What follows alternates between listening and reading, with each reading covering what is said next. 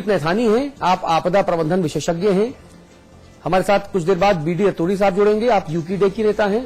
आप 8:30 बजे हमारे साथ जुड़ेंगे और तकरीबन 8:15 बजे के आसपास हरीश रावत जी जुड़ेंगे, आप केंद्रीय मंत्री हैं। आप सभी लोगों से मैं एक एक करके इस मुद्दे विशेष पर पूरी गंभीरता के साथ बातचीत करूंगा। तो उत्तराखंड के दर्द से पूरा देश आहत है। भले ही आपदा को आए हुए 60 दिन हो गए हों, लेकिन आज भी लोगों के चेहरों पर सितम के शिकन देखे जा सकते हैं। आपदा के वक्त को लेकर आज तक लोगों की आंखों में आंसू हैं। इन्हीं आंसुओं को अपनी आवाज में समेटा है बॉलीवुड के शहंशाह अमिताभ बच्चन ने और बिग बी का साथ दिया है मशहूर संगीतकार शंकर एहसान लॉय ने।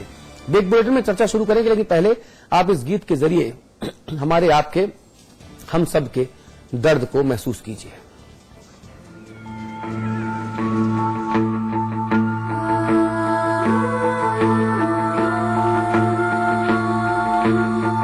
देखो जरा ठहर के, मेरा देश रो रहा है, घायल है मन का कोना, मेरा देश रो रहा है, मेरा देश, मेरा देश, मेरा देश।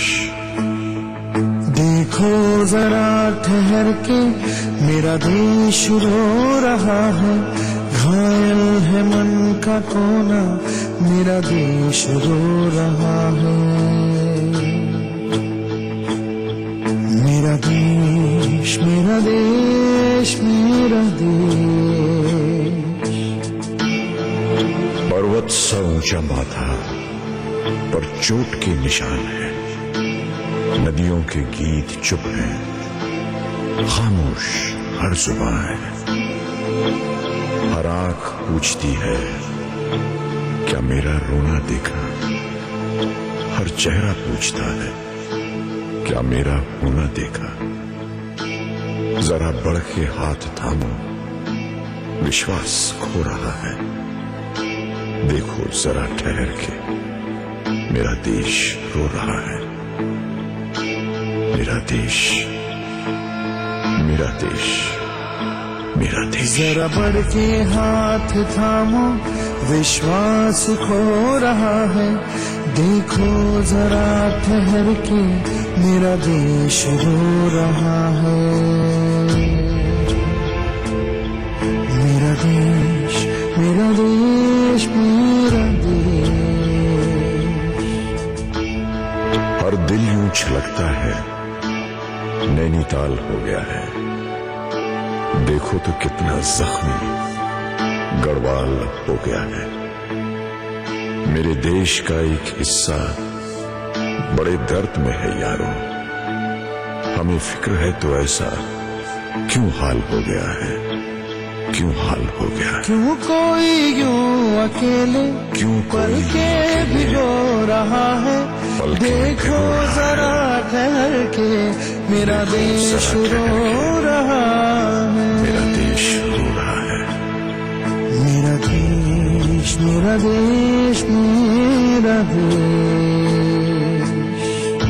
बड़ा नाज इस पे हमको, रुकते कभी नहीं हम, विपदा बड़ी हो कितनी, झुकते कभी नहीं हम में है शक्ति या फिर परवाह ही नहीं है, खुद में मगन है इतने, थमते कभी नहीं हम, थमते कभी नहीं हम। ये जज्बा जिंदगी का सवाल हो रहा है, देखो जरा ठहर के, मेरा देश रो रहा है, मेरा देश, मेरा देश, मेरा देश। संतान सूर्य की हम, दीपक तो नाम के है, हम जल पड़े।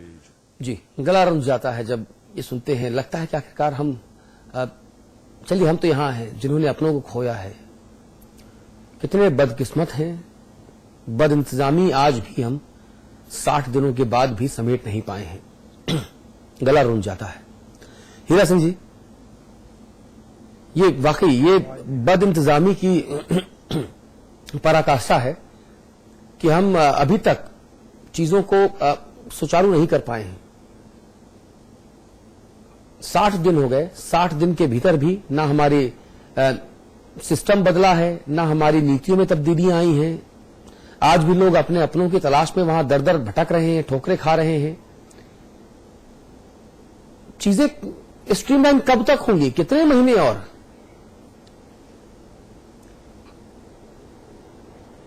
हीरा सिंह जी। जी अतुल जी, आपका कहना है कि 60 दिन हो गए और जो गति पकड़नी चाहिए थी नहीं हुआ, लेकिन मैं इससे इत्तेफाक नहीं करता।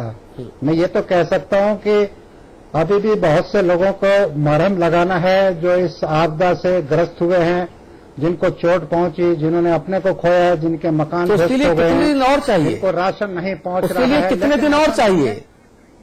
लेकिन इसमें कोई सीमा नहीं कह सकते। इतनी बड़ी आपदा आई, इतनी बड़ी त्रासदी है, इसकी परिकल्पना कोई भी नहीं कर सकता था, न हमने कभी पहले सुनी, भगवान करे भविष्य में न हो।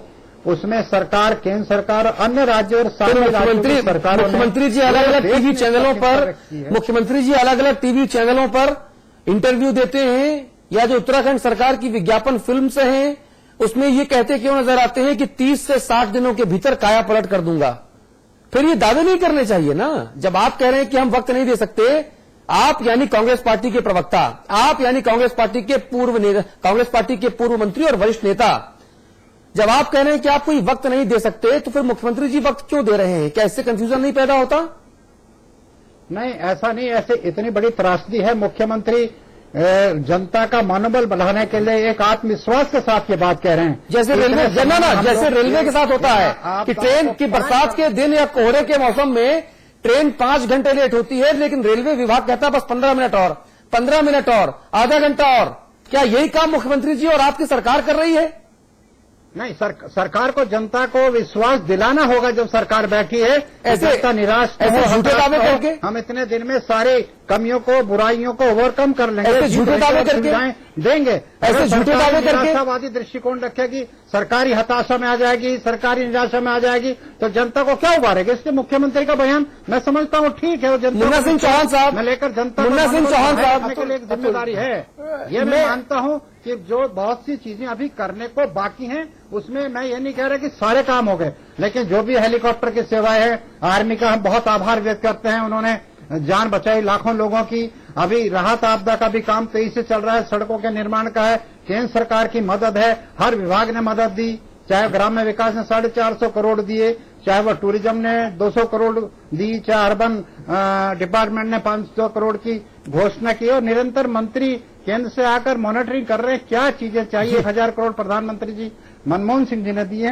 तो सरकार राज्य के साथ तालमेल बना करके अधिक से अधिक सहयोग कर रही है, और उन गांव तक, उन पीड़ित लोगों की उस दुख तकलीफ में शेयर कर रही है, बढ़ चढ़ करके हिस्सा ले रही है, और चाहती स्कूल है, अस्पताल है, उनको पुनर्गठन करें। पुनर्निर्माण का एक बहुत बड़ा काम है।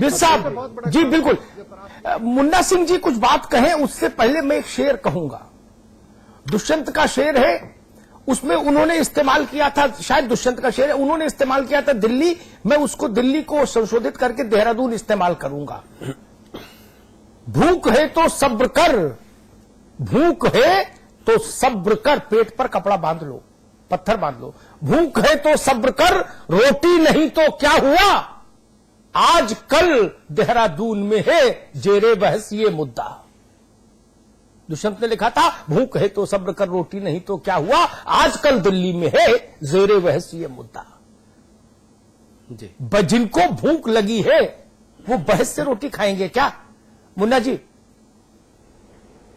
हाँ अमिताभ जी, आपने जो इस त्रासदी के बाद का जो प्रबंधन की बात थी या सरकार की जिम्मेदारी निभाने की जो बात थी, उसको बहुत संक्षेप में और बहुत ही एक प्रासंगिक तरीके से उद्धृत किया, पर्याप्त समझने वालों के लिए। ये उत्तराखंड में आज यह बहुत दुखद स्थिति यह है, मैंने देखा अपने बहुत सारे देश के तमाम सारे गांव देहात के इलाकों में सामाजिक और राजनीतिक क्षेत्र को पत्रकारिता के जीवन में अपने कैरियर में कवर किया, ऐसा आपके बातचीत से मुझे रोज आभास होता है।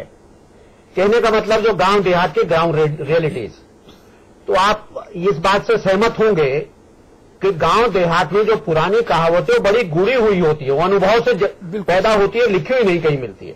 उसमें एक कहावत है कि गांव बसा नहीं हुच्चर के पहले आ गए, गांव बसा नहीं भीख मांगने वाले पहले। तो उत्तराखंड की आज की स्थिति में मैं सामान्यतः हल्की फुल्की गैर जिम्मेदाराना टिप्पणी करने का आप हमेशा एक स्तर और मर्यादा का पालन करते हैं। मैं आज कह रहा हूं उत्तराखंड की स्थिति यह है अमिताभ जी, उत्तराखंड की स्थिति यह है कि लोग इस बात के लिए गिद्ध दृष्टि लगाए बैठे हैं कि ये जो तमाम सारी भारी भरकम धनराशि आने जा रही है जिसका हीरा सिंह जी ने जिक्र किया, उसमें बंदरबांट का इंतजाम कहां कैसे किया जाए, आपदा पीड़ित गए भाड़ में, ये स्थिति है। और ये नजारा बाकायदा मंत्रिमंडल में देखने को मिला।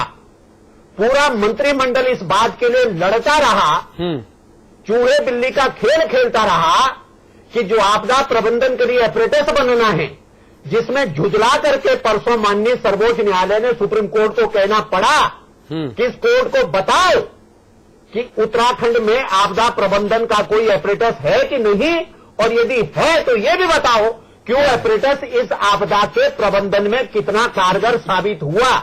लेकिन इस प्रदेश में लड़ाई इस बात की चलती रही कि भैया ये जो धनराशि आएगी इसका ठेकेदार कौन बने, इसको ठिकाने लगाने का जो एक मुफ्त अधिकार है वो किसके पास रहे। इससे ज्यादा दुर्भाग्यपूर्ण स्थिति कोई नहीं हो सकती। मैं एक बात कह के अपनी बात खत्म कर रहा हूं जी। जरा हम दुनिया में हम कहीं से कहीं पहुंच गए हूं। आदिकाल से बात कर रहे हैं या आज की अमेरिका की बात कर रहे हैं। हर चीज का इलाज है, लेकिन बदनीयती का दुनिया में कोई इलाज नहीं है। ठीक है, डॉक्टर नेथानी से बात कर लूं जरा। मुन्ना सिंह जी, इस समय उत्तराखंड में चाहे वो कांग्रेस पार्टी हो या कांग्रेस पार्टी की सरकार हो, दोनों बदनीयती से इस कदर ग्रस्त है कि कांग्रेस पार्टी सरकार को काम नहीं करने दे रही और कांग्रेस की सरकार इस बात में मशगूल है कि बंदरबांट कैसे की जाए। इस मुद्दे पर भी मैं आऊंगा। और मेरे पास जो रिपोर्ट्स हैं वो रिपोर्ट्स ये भी हैं अंदर खाने कि साहब मुख्यमंत्री जी और आपदा मंत्री के बीच भी नहीं पट रही। किस तरह से उनके बीच में खींचातान है, इस पर भी मैं आऊंगा, इस पर भी बात करूंगा। लेकिन डॉक्टर सुनीत नैथानी, मैं आपसे जरूर बात जानना चाहूंगा। 60 दिन हो गए, 60 दिन में जो हुआ, क्या सरकार की तरफ से आपदा के दुष्प्रभाव को न्यूनतम करने की दिशा में जो कोशिशें की गई वो पूरी हुई, ठीक है, पर्याप्त है? नैथानी साहब, चूंकि आप आपदा प्रबंधन विशेषज्ञ हैं इसलिए मैं आपसे पूछ रहा हूं। देखिए साहब, हाँ, आवाज आने दी जी, बोलिए, आप बोलिए भाई साहब।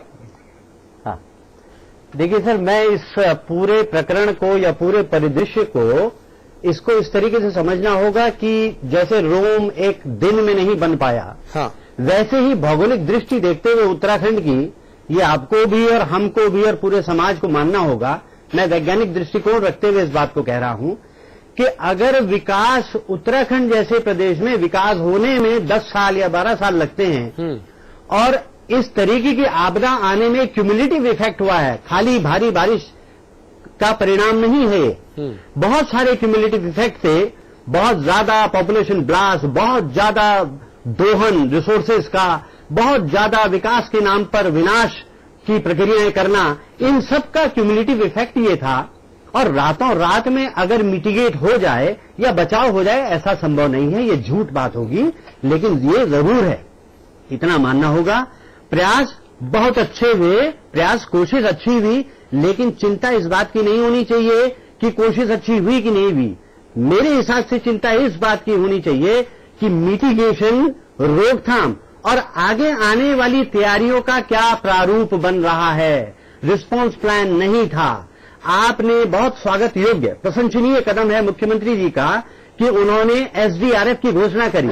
मैं पिछली मुलाकात में जिस दिन ये आपदा आई थी उस दिन आपके पास आया था और मैंने अपनी बात पुरजोर तरीके से यहां पे रखी थी कि प्रधानमंत्री कार्यालय से लेके और प्रदेश के मुख्यमंत्री के शासन में आपदा प्रबंधन मंत्रालय है, लेकिन एक स्थायी विभाग नहीं है। मैं कहना चाहूंगा सरकार से, देश के लोगों से कि 26 विभाग हैं, 27वां क्यों नहीं? उत्तराखंड एक ऐसा राज्य है, आज लड़ाई जो है लगी हुई है सीमा पे।